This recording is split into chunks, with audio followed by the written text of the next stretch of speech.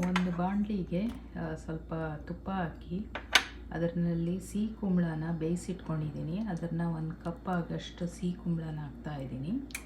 ಅದನ್ನು ಚೆನ್ನಾಗಿ ಈ ತುಪ್ಪದಲ್ಲಿ ಹುರ್ಕೊಬೇಕು.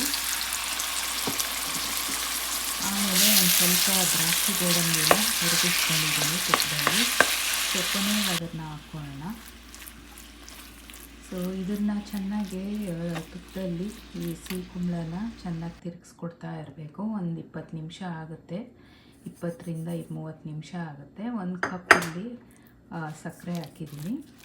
ಸೊ ಸಕ್ಕರೆ ಚೆನ್ನಾಗಿ ಕರಗೋ ತನಕ ಎಲ್ಲನೂ ಸರಿಯಾಗಿ ಮಿಕ್ಸ್ ಮಾಡ್ಕೊಬೇಕು.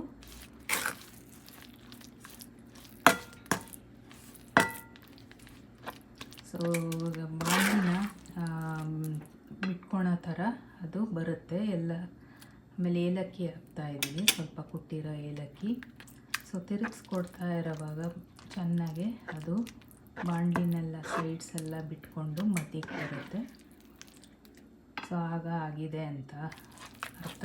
ಆಗ ನಾವು ಗೋಡಂಬಿ, ಹುರಿದಿರೋ ಗೋಡಂಬಿ ಆಮೇಲೆ ದ್ರಾಕ್ಷಿನ ಅದಕ್ಕೆ ಹಾಕಿ ಮತ್ತು ಒಂದು ಟ್ರೇನ ರೆಡಿ ಮಾಡಿ ಇಟ್ಕೊಂಡಿರಬೇಕು. ಸ್ವಲ್ಪ ತುಪ್ಪ ಸವರಿ ಅದಕ್ಕೆ ಹಾಕಿ ಆಮೇಲೆ ಇದನ್ನು ಹಲ್ವಾ ಥರ ತಿನ್ನೋದಕ್ಕೆ ತುಂಬ ರುಚಿಯಾಗಿರುತ್ತೆ. ನೀವು ಟ್ರೈ ಮಾಡಿಲ್ಲ ಅಂದರೆ ಒಮ್ಮೆ ಟ್ರೈ ಮಾಡಿ ನೋಡಿ.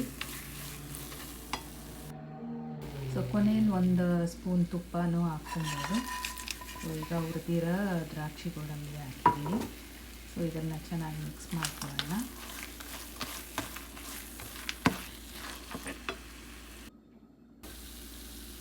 ಒಂದು ಸ್ಪೂನ್ ತುಪ್ಪ ಹಾಕ್ತಾಯಿದ್ದೀನಿ. ಇದನ್ನು ಚೆನ್ನಾಗಿ ಮಿಕ್ಸ್ ಮಾಡಿ ಈಗ ಗ್ರೀಸ್ ಮಾಡಿರೋ ಟ್ರೇಗೆ ಇದನ್ನೆಲ್ಲ ಹಾಕ್ಕೊಳ್ಳೋಣ.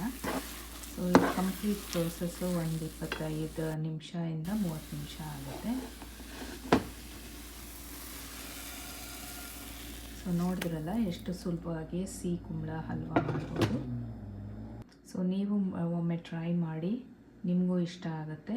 ಈ ವಿಡಿಯೋನ ಇಷ್ಟ ಆಗಿದ್ದರೆ ಲೈಕ್ ಮಾಡಿ. Okay, and have a great day. Take care, bye. So ನಿಮ್ಗೆ ಇಷ್ಟ ಆದರೆ BJ ಕಿಚನ್ ಹೆವೆನ್ಗೆ ಸಬ್ಸ್ಕ್ರೈಬ್ ಮಾಡೋದು ಮರಿಬೇಡಿ.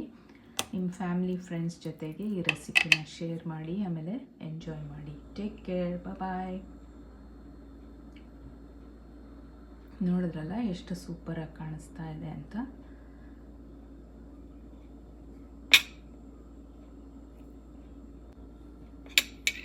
Okay friends, thanks for watching. Take care. Bye bye.